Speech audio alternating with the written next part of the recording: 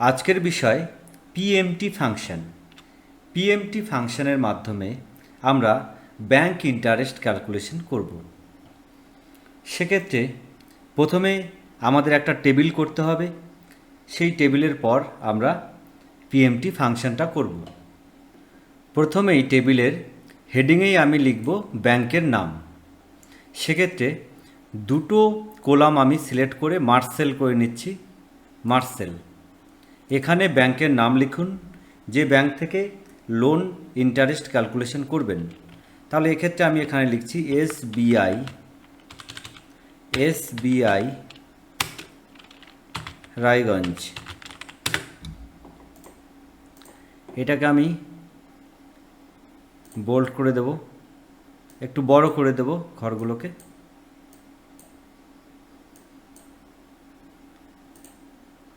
শুধু এটাকে আমি সিলেক্ট করে এখানে গিয়ে ইনক্রিজ করব ফন্টটাকে।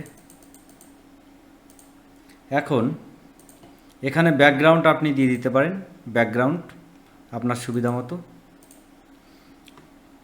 এখন আমরা এখানে লোন অ্যামাউন্ট লিখব প্রথম সেলে, লোন অ্যামাউন্ট। সেকেন্ড সেলে লিখব ডিউরেশন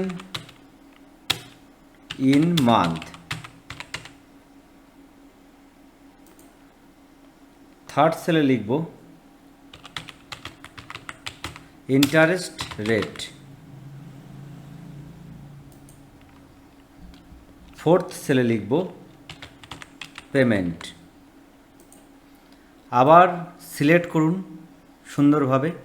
সিলেক্ট করার পর বোল্ড করে দিন। যদি মনে হয় যে একটু ইনক্রিজ করবেন ফন্টটাকে, তাহলে সিলেক্ট করার পর এখানে গিয়ে ইনক্রিজ করে দেবেন একটু। এখানে প্রথমেই আপনি লোন অ্যামাউন্ট দিয়ে দিন, লোন অ্যামাউন্ট। এখানে আপনি কমা ব্যবহার করতে পারেন, 1 লাখ।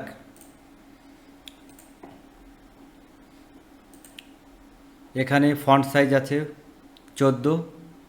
এখানে আমি সমস্ত সিলেক্ট করব, 14 করে দেবো ফন্ট সাইজ, এবং বোল্ড করা আছে, বোল্ড।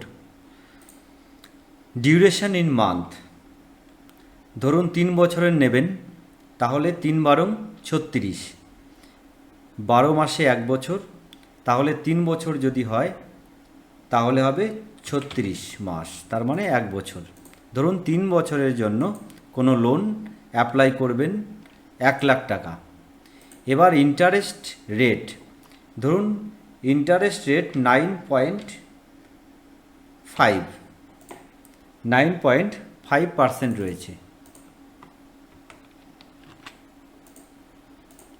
পেমেন্ট, তাহলে সেক্ষেত্রে পেমেন্ট কত হবে?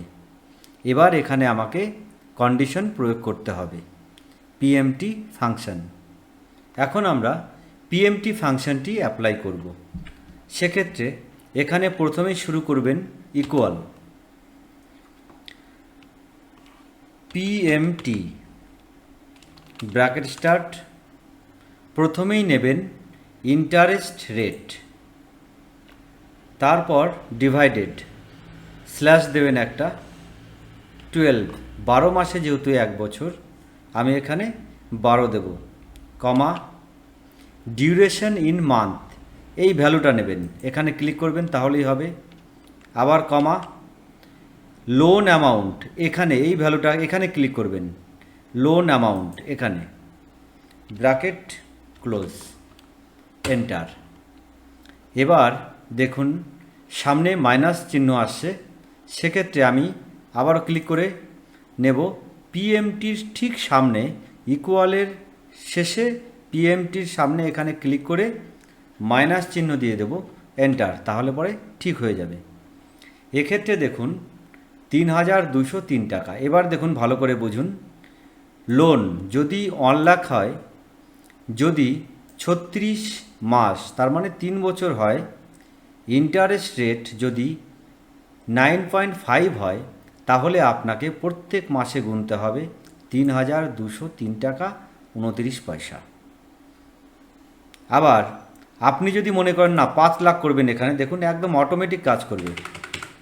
5 লাখ করলেন, এখানে 5 বছর করে দিন। সাপোজ 5 লাখ টাকা নেবেন, ধরুন 5 বছরের জন্য করবেন। সেক্ষেত্রে মাসে যদি করি তাহলে হচ্ছে 60, 5 বারং 60, তাহলে 60 দিয়ে দিচ্ছে এখানে।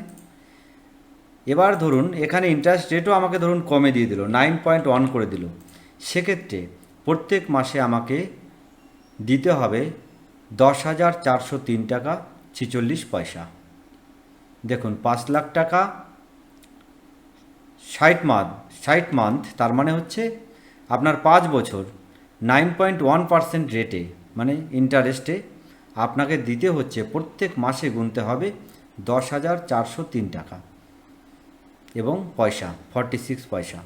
তাহলে এভাবে এবার আপনি আবারও দেখুন আর একটা, আপনি অটোমেটিক সব হবে। আপনি যদি 2 লাখ টাকা হয়, সাপোজ 2 লাখ টাকা 3 বছরের জন্য নেবেন, 3 বছরের জন্য হলে 36, এখানে ইন্টারেস্ট যেটা আছে আপনি দিয়ে দেবেন এখানে ইন্টারেস্টটা 8.5 সাপোজ। তাহলে আপনাকে প্রত্যেক মাসে গুনতে হবে 6,313 টাকা 51 পয়সা। এভাবে আমরা খুব সহজেই ব্যাংকের ইন্টারেস্ট বের করতে পারবো যে কোনো সময়ে। ধন্যবাদ।